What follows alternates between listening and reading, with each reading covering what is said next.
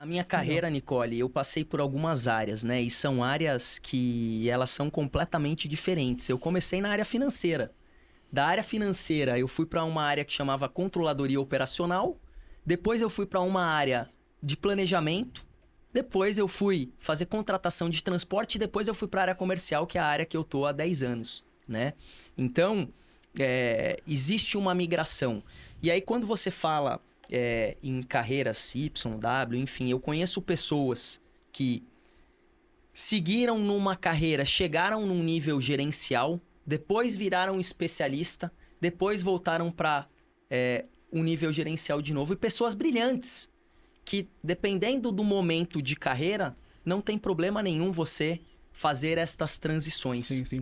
E na prática, assim, o que você vê, assim, ó, essa diferença do generalista e do especialista? Então, no caso, para você, o que é o generalista e o que é o especialista? Então, para muita gente que tá ouvindo a gente, de repente, cara, sei lá, um desenvolvedor, um programador, tá trabalhando ali, desenvolvendo código, desenvolvendo ferramentas, ele seria um especialista nesse caso? Ou um trabalho de logística, né? Por exemplo, tem a parte técnica da logística, né? Então, a pessoa que segue essa linha. E o generalista é o quê exatamente? Um desenvolvedor, por exemplo, um cara muito técnico, ele pode ser também generalista. Como é que você enxerga essa diferença? Deixar um pouco mais claro aqui. Pode. Eu acho que esse exemplo do desenvolvedor é bacana. Um desenvolvedor, eu vejo que ele está muito numa linha de especialista. E o especialista é o que vai estar executando, é quem conhece do tema e vai executar, é a referência naquele assunto, né?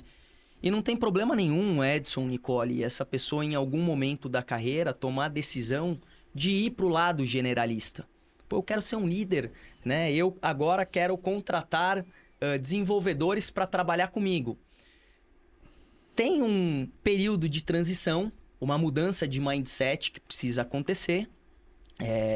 E ele vai deixar de ser aquele cara que desenvolve para passar a ser uma pessoa mais de delegação, de comunicação. Ele vai ter que desenvolver outras habilidades.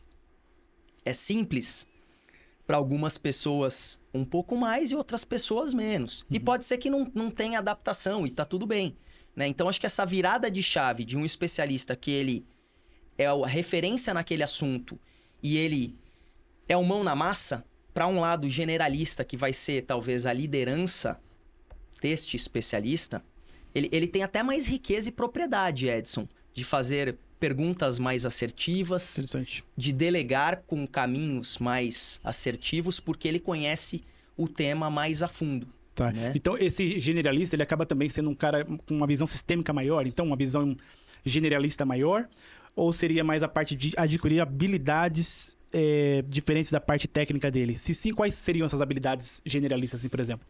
Ele pode ter os dois. Se ele vem da área, porque muitas vezes o líder, né, o generalista, ele não veio daquela área. E aí ele vai passar a conhecer um pouco, né? Se ele veio, ele já tem um pouco daquilo. E as habilidades que ele tem, ele vai trazer mais comunicação, flexibilidade, inovação, né? Relação com outras áreas. Eu acredito muito no relacionamento e na criação de alianças. E muitas vezes, quem está no dia a dia, focado no tema, desenvolvendo e executando, às vezes não tem a amplitude ou o tempo de fazer essas criações de aliança. Vamos pensar num projeto. Projeto, normalmente, o líder da área coloca algum especialista para estar dedicado naquele projeto. O especialista vai estar com a mão na massa. E quem ajuda esse especialista a fazer os elos de ligação e toda a comunicação vai ser o generalista, né? E eu acho que é bacana este momento de projeto para um especialista justamente para que ele possa amplificar essa visão dele de especialista e buscar ser generalista em algum momento. Isso traz um background para ele se ele conseguir absorver. Legal demais. Interessante, cara. Poxa, muito curioso. E assim, quando que... Pra quem tá escutando aqui a gente, porque você disse que teve um momento que você percebeu que... Poxa, tem outra... Vamos pegar do Y ali, né? Quando abre. Pô, eu entendi que tem um outro lado, que eu não sabia que tinha, né? Então, interessante. Quando que aconteceu esse momento pra você? E como que a pessoa que tá assistindo a gente sabe se ela está nesse momento? Porque às vezes ela entra numa bifurcação. O Y é essa bifurcação, né? O que é uma bifurcação? É igual na estrada. Você tá ali, ou você vai pra direita ou vai pra esquerda. Não tem um meio, né? Então, quando que a pessoa sabe que chegou o momento de tomar essa decisão, de repente ela não tomar essa decisão antecipada ou tarde demais? O que você tem a dizer sobre isso? Bacana. Eu costumo brincar com a turma que você pode liderar sem ser líder, né? Nossa. Então, você não necessariamente precisa estar numa posição de liderança para ter seguidores, para liderar um time.